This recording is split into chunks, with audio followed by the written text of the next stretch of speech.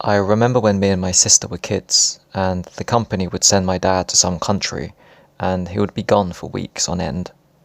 When he came back, we were so happy to see him again. Sue was one of my mum's closest friends.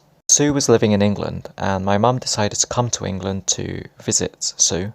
And Nick and Sue thought it would be a great idea to introduce my dad to my mum.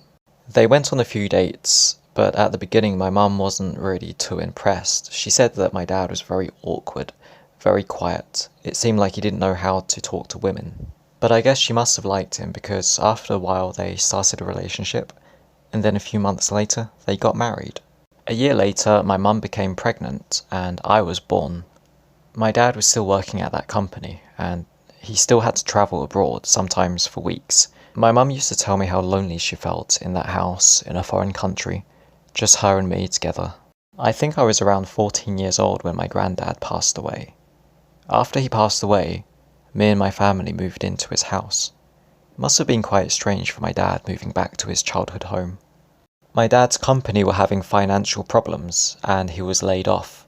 He didn't need to look for a new job straight away because he had savings and his severance pay. So he decided to spend all of his time working on the house. He spent every hour of every single day working on the house, sawing wood, laying bricks, knocking things down, painting walls, laying carpet. There was always some kind of activity or event or task going on. There were always lots of jobs to be done, and my dad used to give me and my sister a couple of pounds for helping out, so there were lots of opportunities to earn money. My dad eventually found a new job, which meant he had less time to spend on the house. He would spend every weekend working on the house, and this led to a few arguments between him and my mum. My mum usually wanted to go out, spend the weekend together with us as a family, but my dad wanted to spend all of his time working on the house. I think my dad thought of it as his duty, his obligation to finish what my granddad started, to finish the house. Sometimes I feel a little bit guilty for not showing any interest in building or DIY, and if anything were to happen to my dad, the construction of this house would come to an end. 2014 was a pretty scary year because my dad caught the flu. It was pretty bad, he had to go to hospital. But one good thing came out of it. After he got the flu, they did some checkups in the hospital, and they discovered that he had prostate cancer. They caught it really early on, so they managed to treat it pretty effectively. If he didn't have the flu, then he might not have gotten a checkup, and he might not have found out that he had prostate cancer. My dad's still really ill. Our mum's gone to the hospital now with Daniel's wife. But I didn't want to go because yesterday was a bit disturbing. He's really ill still. I feel a bit bad for not going, but it's been every day this week. It's a bit exhausting after a while. Also, I don't like to see Dad so ill. It makes me feel really sad. Is Dad improving? Yeah, he's doing better, a little bit better. Yesterday, the nurse asked him to squeeze her hand if he could hear her, and he squeezed it, which is good. Yeah, I think we get a social anxiety trait from our dad. But we spent most of our time with Mum when we were kids. How come we didn't come out like Mum? Turn out like Mum? I think it's because Mum was really loud and would do embarrassing things, and then we'd see Dad get embarrassed, and then we thought that we should be embarrassed. And then it just contributed to feeling anxious. I already made a video called I Find It Difficult to Care About Other People. Yeah, I know. Mum's the same. Mum's like that. She doesn't ask how people are. I think you get it from Mum. Dad doesn't Actually, ask. Dad never asked me either. Dad never asked me how's my YouTube going or Yeah. what I'm making. Everyone was saying that that Dad wants to hug me when we left for Malaysia, and I don't know. I think he did want to hug you. He hugged me when I arrived in the airport at Christmas. But he's also really awkward with hugging. I don't know why you didn't say anything to Mum or Dad when you were getting bullied. But why were you embarrassed? When kids get bullied, it's embarrassing. They don't want to admit to it. They don't want to tell people about it. But if like it's mum admitting and that dad, you're a loser and no one likes you.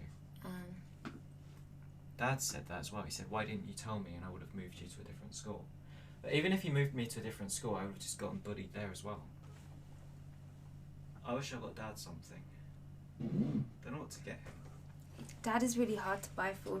I got him that toy Lamborghini because I thought it would be funny, but he just looked like he didn't know what to do with it. He's not going to play with a remote control He car. did. He played with it for a little bit. Why are you streaming when your dad is in a coma? I don't know, we've been at home for a long time. I've had enough of feeling sad. Felt like doing something different. Tickling my face. We're waiting for our mum to come back to tell us how Dad is doing at the hospital. A few days ago, I think I'm going to cry actually. A few days ago, my dad died. Sunday, he was getting better. He was looking pretty good, and the nurses and the doctors, they were all hopeful. They said that Dad was looking good. His colour was coming back. He was trying to speak. He couldn't speak because he had a pipe down here. He was moving his lips, but no sound was coming out. He was trying to speak. I was going to go into the hospital and see if I could talk to my dad, just try and tell him that I might be going back to Japan. I thought we would just go back to Japan. I thought he was getting better, and I thought maybe next week he can speak, and then my sister could put him on the phone and I could talk to him over the phone, and then I could come back in a few months' time when he was out of ICU. I can't believe he died so young. He was only 64. Cancer, the worst illness. At least you can treat cancer. Even when you have stage 4 cancer, at least you have some time on chemo. At least you can prepare. At least you can talk. My dad couldn't even talk. The entire time he couldn't say a word apart from moving his lips. He couldn't even move his hands. Couldn't even message us or anything. And then last year, for some reason, I kept thinking about my dad on his deathbed, and then me standing next to him, and then him saying to me, "Sorry I failed you as a father, Daniel." And then I was saying, "Don't say sorry, you didn't do anything wrong." It's like I kind of predicted it happening somehow.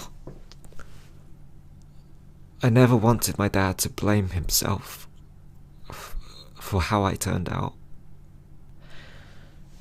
I didn't talk to my dad much about stuff like this. Me and my dad weren't really that close. It was just weird seeing this side of him, this private, personal side of him. He wasn't really the kind of person to just give out his thoughts. My channel was very different.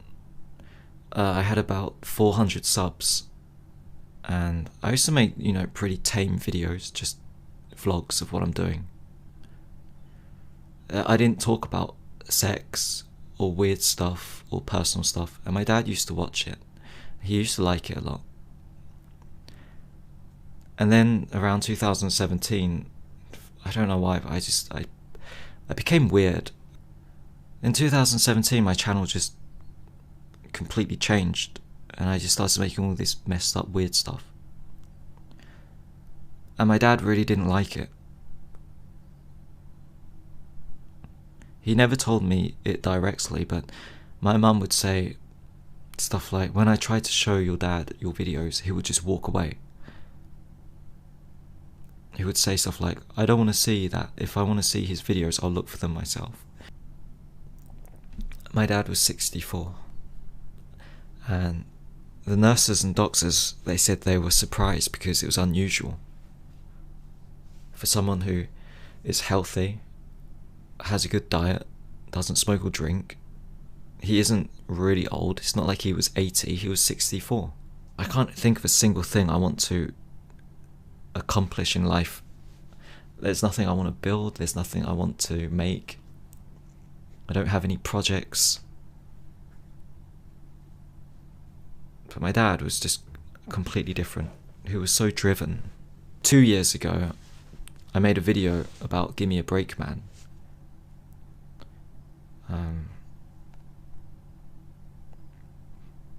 He's a YouTuber who lives in Japan. And I said something like, I wish I had a dad who was kind of like Gimme a Break Man, who would tell me things straight instead of keeping quiet. And my dad saw that,